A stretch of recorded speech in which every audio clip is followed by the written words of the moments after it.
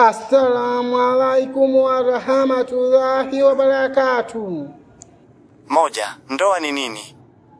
Ndoa ni ibada tukufu na ni ahadi ya mkataba wa kihalali kati ya mwanaume na mwanamke kwa mujibu wa mafundisho ya Qur'ani na Sunna. Ni nguzo ya maisha ya kijamii inayojenga heshima, mapenzi na maelewano.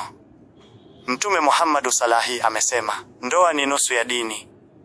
Hii inaonesha uzito na umuhimu wake katika maisha ya Muislamu.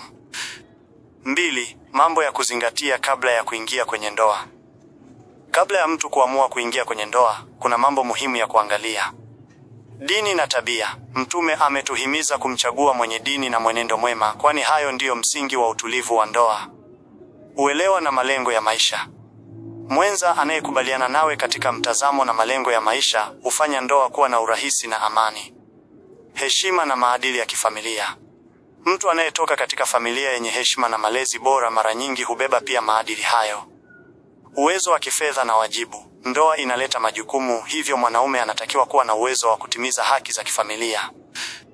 3. Namna ya kumchagua mwenza. Kwa mwanaume, mchague mwanamke mwenye dini na haya, kwani Mtume amesema, mwanamke huolewa kwa sababu 4: mali yake, nasaba yake, uzuri wake na dini yake. Chagua mwenye dini, utabarikiwa.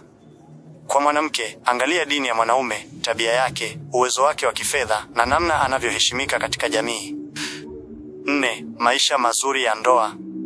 Maisha bora ya ndoa hujengwa kwa heshima ya pande zote mbili, upendo na kuhurumiana, kupeana haki na kutimiza wajibu, kuzungumza kwa hekima na kutatua changamoto kwa busara, kusamehe na kustahamiliana, kwani hakuna binadamu aliye mkamilifu.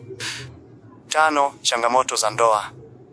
Kila ndoa hukutana na changamoto kama vile migongano ya kimaoni au tabia, mambo ya kifedha, wivu na hisia, shinikizo kutoka kwa familia au jamii. Changamoto hizi hazipaswi kuwa sababu ya kuvunjika kwa ndoa, bali zinapaswa kutazamwa kama mtihani wa kuimarisha upendo na mshikamano. 6. Siri za mafanikio ya ndoa. Kuishi kwa kumcha Allah na kuzingatia mipaka ya sharia. Mawasiliano ya wazi na ya heshima. Kuvumiliana na kusamehe. Kusaidiana katika mambo ya kheri na ibada. Kutafuta baraka za wazazi na dua zao. Kumbuka kuwa ndoa ni ibada, hivyo kila tendo la mapenzi na kusaidiana ni thawabu mbele ya Allah.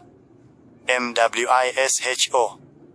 Ndoa ni nguzo ya ustawi wa familia na jamii. Ni darasa la maisha linalohitaji hekima, subira, heshima na uchamungu. Yoyote atakayeingia katika ndoa kwa misingi sahihi na akaishi kwa mujibu wa mwongozo wa Qur'ani na Sunna, ataonja utamu na baraka za ndoa.